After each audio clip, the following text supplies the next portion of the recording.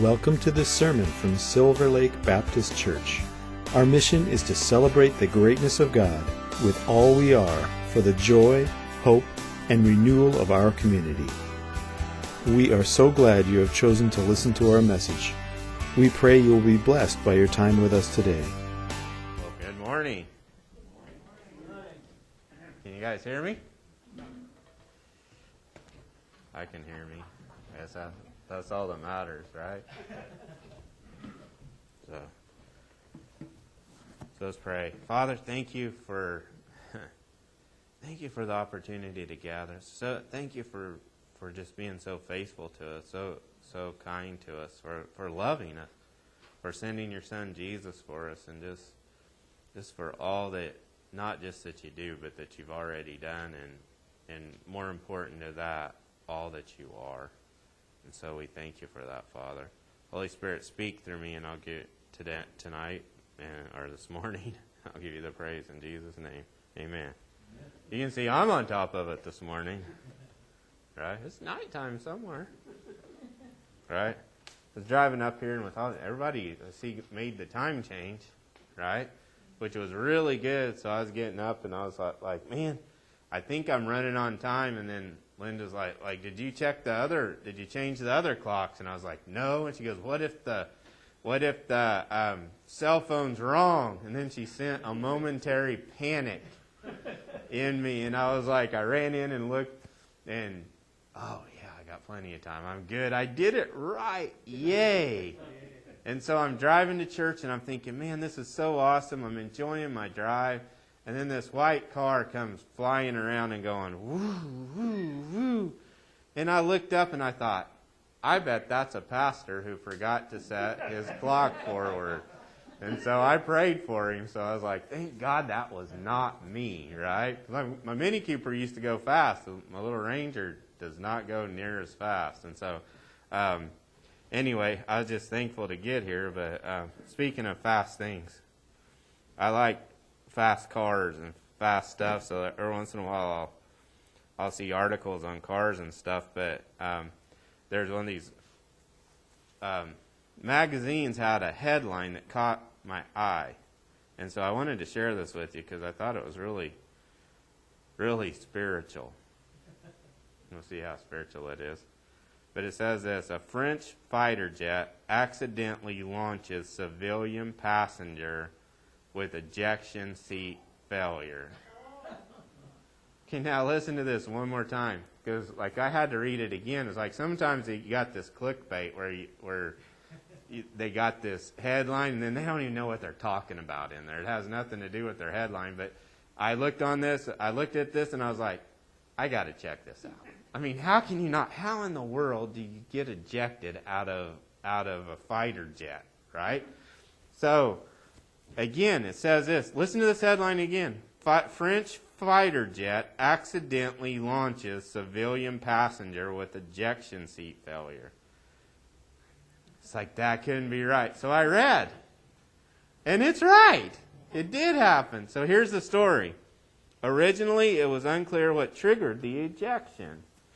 Those responsible for investigating wouldn't rule out voluntary, involuntary, or mechanical failure as causes until they look deeper into the situation. I think that is French for we have no idea what happened. Right? I'm sitting here thinking, man, maybe you guys shouldn't make fighter jets. Maybe you should stick with French fries and stuff like that. You know? So anyway, it says, however, upon further investigation by the French Investigation Bureau for State Aviation Safety, it was found that a big lack of preparation was to blame. Well, I'm sure. Right? Duh. Right? Apparently, as this whole ordeal was set up as a surprise, the proper briefing wasn't done. So what happened was this dude built these jets, right? Worked for the company. And so they're like, hey, guess what? We're going to give you a ride in our jet, man, because all these years. And so they're celebrating his retirement. And so they put him in the back seat and they're taking off. And then this is what happens to him, right? So obviously they're saying there was no preparation. And then there was no proper briefing done. And I'm like, how many times in our life does that happen to us? Like, I see people get launched from horses all the time, and they don't have parachutes. Right? Sometimes they're like yard darts, and they land on their head. If they land on their head, they're good. Right? It's that when they land on other things that they break, right? But anyway, but it's usually because of a lack of preparation, right? And they didn't brief the horse. Hey, by the way, I'm getting ready to swing my leg over, right? So here is like, ultimately, the passenger was not informed that the black and yellow striped loop in the middle of his seat between his legs wasn't a grab handle. Okay, now get this. Like you got in your cars, you got the oh no handles, like on the passenger seat where you can reach up. It looks like a suitcase or a strap in some cars. Like we got a Mustang, and like I look for that. And we don't have that in there. Like when there's a certain person that I'm riding with in her car, I look for that thing because she scares me and there's nothing to hang on to. She's got the steering wheel. She's like this, and I'm like, what do? I just sat down and hope I make it, right? But this dude sitting here, he's looking like he got scared and he's looking for it. So he reaches down between his legs where this ejection seat strap is, and he pulls it. He pulls it, right? It was not an oh-no strap. It was an oh-no strap, but not the kind he thought, right? Instead, what the passenger would be yanking on was a trigger for the ejection seat. Imagine how terrifying the feeling would be. Trying to level out the emotions of being in a speeding fighter jet combined with the fact that you're now being launched out of the top of the plane. I mean, anybody ever have a day like that? Like it starts off great, you're excited, and then you get in the middle of it and you're like, why did I do that? What? Or maybe he was so worried, like I got this experience and all I could focus on was I'm going to die. I'm going to die. You know, you never know. Like I've got on a few horses with that mentality, right? I've got in the car with some certain people in a Mustang with that mentality too, right? But you never know. But to make a long story short, the dude survived. So he made it. He hurt his back from the jerk from getting, but other than that, he's good. So, but I thought that was an interesting story because of how it pertains kind of to nothing I'm going to talk about. I just thought it was cool. No, I'm kidding. I shouldn't have this much fun up here. Right? But I was thinking about that guy and thinking about all the things that could go wrong when you're in a fighter jet or even in life. And I got this horse in to help this lady. And man, I've been doing horses a long time, and I've seen two horses that do what she does. And so the one horse, I just like after 10 days, I sent it home. I was like, I'm done with this sucker, because I didn't know what to do with it. And that was years ago. Well, I got this horse in, and she just would pace back and forth, just checked out. And like I was like, there's something, like a lot of times when a horse comes into a new place, they're like a little bit, I'm unsure, and they'll look around and look for other horses. But this was different. And so she'd walk over like this, and then she'd turn her head and walk over like this, and then turn her head. It's almost like a cool little dance, and just do it. And it was like she wasn't even thinking, right? It was just an action. It was just like she was completely out of it. She was so focused on whatever she was focused on. And so I was like, well, I'm going to go in there and get her out of it. So I walk in there to get her out of it, and she rears up and comes at me. Well, that was her second mistake, right? So I made her get back off me, and she runs in the corner, and then I walk out, and she goes back. And then I'd step in there, and like she didn't even see I was there. She was so worried and so anxious. I was like, what is going on with this horse? So I called a couple of friends. And I was like, I learned a long time ago, when you don't know something, don't be afraid to ask smarter people than you, you know. One of the things that helped me when I was on the Colt Starting Challenge tour, I remember I did one, and then I went on the road, and I'm in Colorado, and I get there, and after the first night, I stayed late, and I was talking to the guy who put it on, and I was like, hey, what can I do to get better? I was like, I don't feel like I'm where I need to be. And he's like, James, he goes, you're awesome. He's like, that's really good what you do. But I was like, don't tell me that. I want to know what I can do better. And he's like, well, maybe you could desensitize them a little more while their feet are moving, and then they might unlock a little more. But he's like, and so he started giving me these clues. And so I'd be at another challenge, and I'd see a really good hand, and they'd do something, and then I'd try it. But I was always willing to learn, right? Always willing to ask and better myself. It wasn't good enough for me for someone to tell me, well, you're good enough, because I was like, I'm not judging by anybody else but me, and I want to grow. We can do that in our lives with Jesus too, right? We can say, you know what, I'm not going to settle. I want to know you more. I want to know more about you. I want to grow, because we're either growing or we're going backwards. Right? Come to a place at the national finals where after the first day, this kid comes up, and he was mad about the scores, and he's looking at my scores and seeing really good scores and looking at his, and he's like I don't like that, so he's complaining to the guy who puts it on, and he's like, look, he's like, James works hard at groundwork, and he's as good as there is anywhere. He's like you're going to have to find another way to beat him. And I was like, that's the best compliment I ever had. But I was intentional about trying to grow, intentional about finding where I wanted to go and what I wanted to do. And we can be like that with God too. Say, God, I want to know you more, and I'm going to step into who you called me to be, and I want to know everything about you, right? But anyway, so I called, and I was like, what is this? And nobody knew. Like, I had a guy, they're like, well, you can put hobbles on her. And I was like, well, I ain't putting hobbles on that horse in the stall. We'll kill each other, you know. And so I finally found a guy who had dealt with it, and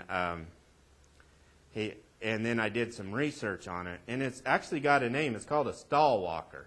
So what happens is these horses get separation anxiety, and so they're so focused on what's making them afraid or what's causing them to worry or what they're missing out on, that they literally just check out. All they can think about, they're so focused on what can go wrong or what's gone wrong in the past that they don't even know what's going on in the stall. Like, I'd get in the stall and stand here, and if she was walking, she'd bump right into me, and then keep going, and I'd have to push her off because she was so out of it. They have another name for it. They call them zombie walkers. It's called the zombie walk. And it's like not like walk like an Egyptian or something like that. They make a cool song, but it's a zombie walk. Can you imagine that? And so I could see it, and I was like, well, what do I do? And so the thing that they said that you do is you got to get their attention a little bit, and then get their mind. And so if you can break them out of that, then pretty soon they can see that there's someone else there and break them out of that worry. And so I spent a lot of time with her, and I finally got her to see me. And she saw me for just a minute, and then when a horse is really trying to connect with you, they'll finally reach out with their nose and they'll touch it like that. Well, she did. And then that's all I got. I mean, talk about skimping on me, man. It's like almost broke my heart. But it made me really think about God and about us in our lives and about how so much of the time we can worry and how we can get so focused on things that are around us and like if it's not the news telling us something, you can't talk to family or people around you that aren't talking about everything that's going wrong on the planet, right? And pretty soon we get to thinking, well, what if this happens or what if that happens? And then we're anxious, or we think about, well, this happened in the past and that happened in the past, and then we get depressed, right? It's like, how? Well, I wish I could have done that better. I wish I could have done this better. And the fact is that's time travel, guys. Like, you don't need a spaceship Because really what's happening is you're living in the past, right? And God's like, hey, I'm going to get you a DeLorean and a little gray-haired doctor, and we're going to go back to the future, right? Come back to the future and come back to the present and get to where we are right now. Because in His presence is fullness of joy. And His presence is present for us right now. We're not going to find it. He was with us in the past, and He is and was and will be, right? He's the same yesterday, today, and forever. So He's not in time, but He is omnipresent. He's always with us, and we know if He's always with us that we're going to be okay. And that's what happened to this little horse. Pretty soon, the next day she was a little bit better, but she started seeing me as her source because I took some grain in there. I was like, I know. Before she wasn't going to eat it much, but then she starts eating, and I start messing with her, and pretty soon she's like, wait a second. That's my source. And then her worry started to dissipate. She's like, wait, I got a source. I'm not alone, right? And she got away from that worry, and she got present. And the moment she got present, it changed what was going on in the inside of her. Does that make sense?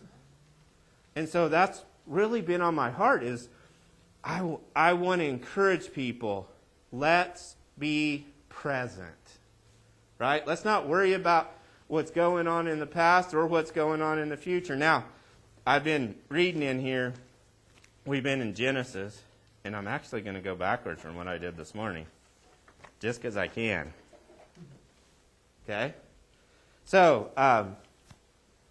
last week we were talking about Abram, and we see Abram coming up into chapter 15. But Abram, he's a character, man, because he starts off, and God says, I want you to get up and I want you to go to a land that I'm going to show you. And the dude does it, right? He just does it. So you think, well, this is a man of great faith. Like God just told him and he just did it. God even credits him with faith. But he gets to the land that God was going to show him. And you know what happened? There's a famine. Can you imagine? If I'd have been Abraham, I'd have been mad, right? Dude, you told me you're taking me to a land, and this land is desolate, and there's a famine, and there's no water, and there's nothing. Thanks, dude. Right? But it says he went on. It doesn't say what his attitude was like. But, well, I can just tell you what my attitude would have been. I'd have been like, I'm out of here, dude.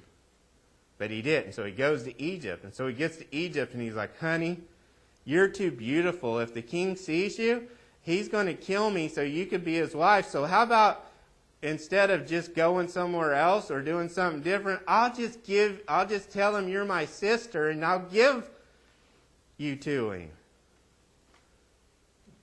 And she bought it. Right? And you know what? God said, you know something, Abram?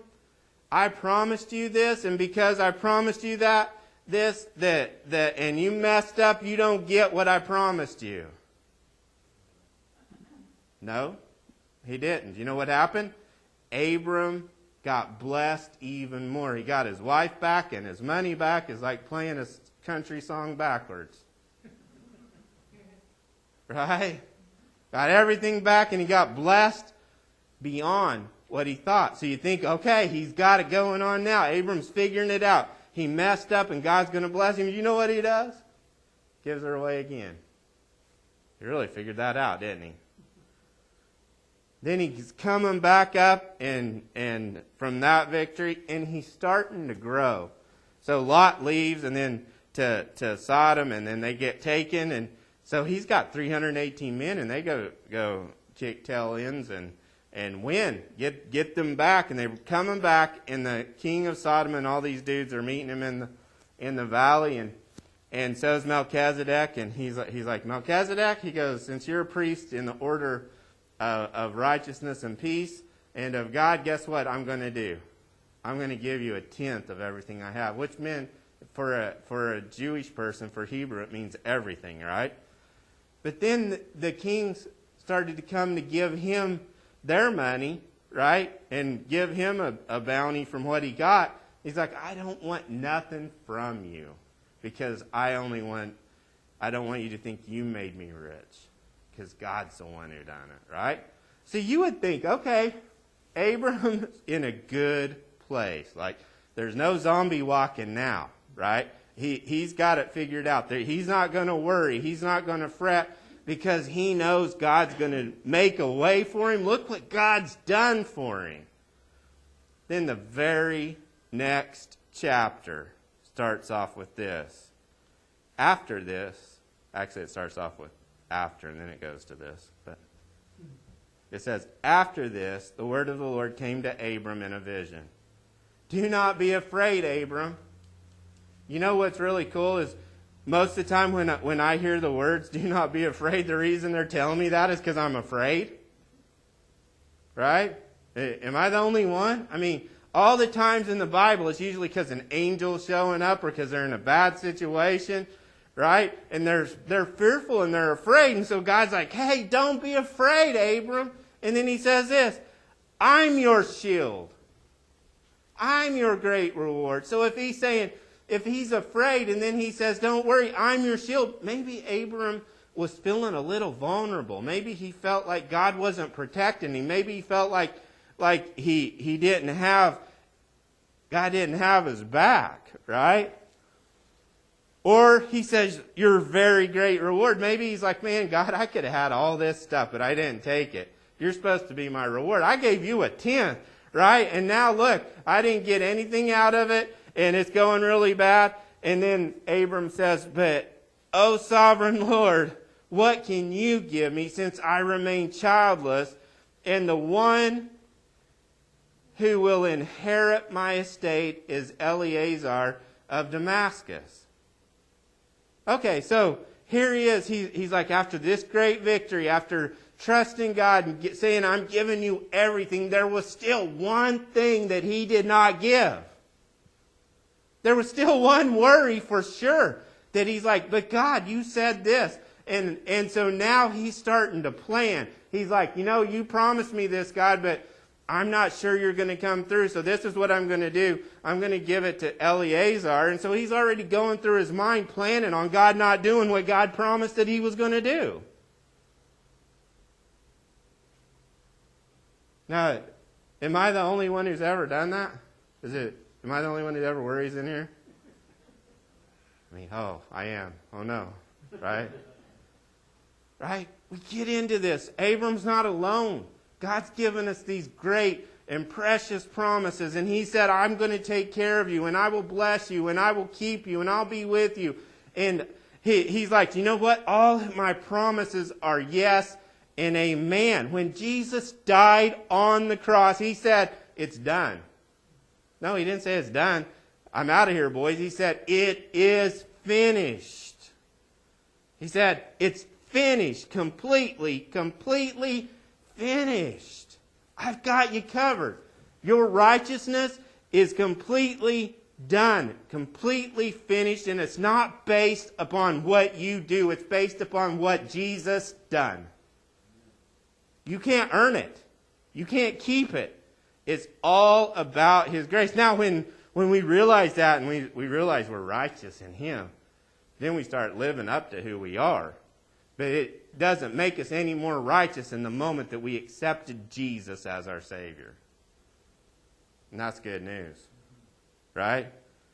And so, it's done. So, Abraham could have trusted God. And you'll find out that he does. But right in the midst of his planning on what he's going to do if God doesn't come through for him. Planning on what he's going to do and making his own way. Guess what happens? God comes to him. Ever do that to you? Anybody else? Am I the only one in here that's done that? Right? Oh, I've got a backup plan, right? I got a plan B, C, D, E, all the way to Z, and I almost need another alphabet. Right? God, if you don't come through this, God's like, relax. I got this. I'm going to make a way for you where there seems to be no way if you'll just trust me. It's just that simple, right? It's just that simple. And so here he is. Man, God, you know what he's really telling God is like, I don't trust you. I don't think you're going to keep your word. And so God gets mad at him again. Says, you sorry sucker, man. I thought you were going to believe me, and you didn't, so I'm going to go get someone else. No. He says this to him. Then the word of the Lord came to him. Ever been so downtrodden, going through so much, so worried? And then God just comes in and speaks to you. And he just loves you, and he's just like, I've got this, son. I got this, daughter. Just trust me. He said, if we, being evil, know how to give good gifts to our children, how much more will our Heavenly Father give us good things? I didn't say that here. I'll read what he said here. Pastor James, you're in the wrong part. This man will not be your heir, but a son coming from your own body will be your heir. And then he took him outside and said, look up at the heavens and count the stars, if indeed you can count them. Then he said to him, so shall your offspring be. He gave him something to look at, something that he couldn't see that was immeasurable. He saw the stars. Whoa, that's my offspring, right? And saw the sand. Whoa, that's what... And so every time he was looking up at night, he could see it. And when he's walking in the day, if he got down, he could be looking down. Oh, wait, but God's promise. God's the lifter of our head. And he'll keep us in perfect peace whose mind is stayed on him. Isn't that good news? That gives us hope, right? And then he said this, and Abram believed the Lord, and he credited it to him as righteousness. Like, Abraham believed him. He's like, wow, God, that's so awesome. Thank you for that. So we can believe God. We can trust God, and we can know. Well, you're like, well, you're going in the Old Testament, Pastor James, so I'm sure it don't talk about that in the New Testament. I'm glad you're right, because I'm going to show you how right you are. It says in Matthew 6, therefore I tell you, do not worry about your life, what you will eat or drink, or about your body, what you will wear. Is not life more important than food, and the body and more important than clothes? He's like, we're worried about all this stuff, all these things, and God's like, I've got you taken care of. That horse, zombie walking, I'm probably thinking, am I ever going to eat again? Am I ever going to be free again? And then I come and she finds out, wait a second, he's the source. This is where my food comes from. This is where my hope comes from. And pretty soon she's connecting to me. And that's what God's saying. I'm your source. Not what's out in the world. I'm your source. And I'll make a way. He says, is not life more important than food, and body than clothes? Look at the birds of the air. They do not sow or reap or store away in barns, and yet your heavenly Father feeds them.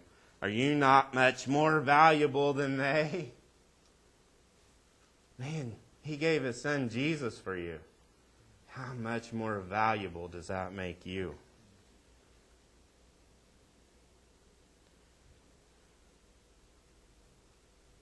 Who of you by worrying can add a single hour to his life?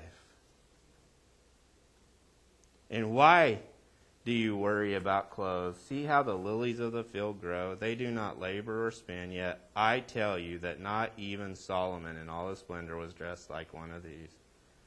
If that is how God clothes the grass of the field, which is here today, and tomorrow is thrown into the fire, will he not much more clothe you, O you of little faith? So do not worry, saying, What shall we eat? What shall we drink? And what shall we wear? For the pagans run after all these things, and your heavenly Father knows that you need them. But seek first His kingdom and His righteousness, and all these things will be given to you as well. He's saying, seek me. Seek my kingdom. Seek my righteousness, not your righteousness, and I got your back, man. Trust me. Right? It goes on and says, therefore do not worry about tomorrow, for tomorrow will worry about itself. Each day has enough trouble of its own. Amen? Good Lord. Right? Then it says this, rejoice. Philippians 4:4 says this, rejoice in the Lord sometimes. No. Rejoice in the Lord when things are going my way. Rejoice in the Lord when I get blessed. No, it says rejoice in the Lord always. And I looked up the Greek word for always, and it means always. Right? Rejoice in the Lord always. I will say it again, rejoice. Let your gentleness be evident to all. The Lord is near. And then he says this, do not be anxious about anything, but in everything, by prayer and petition, with thanksgiving, present your requests to God. You know, any fear that we have does not come from God. 1 Timothy tells us that God has not given us a spirit of fear, but of power and love and a sound mind. Any fear that comes up is not from God. Right? Now there is wise things. If a bear's chasing you, it's a different kind of fear, guys. That's run, right? At least outrun the person you're with. And it says this, and the peace of God which transcends all understanding, or passes all understanding, will guard your hearts and minds in Christ Jesus. Amen?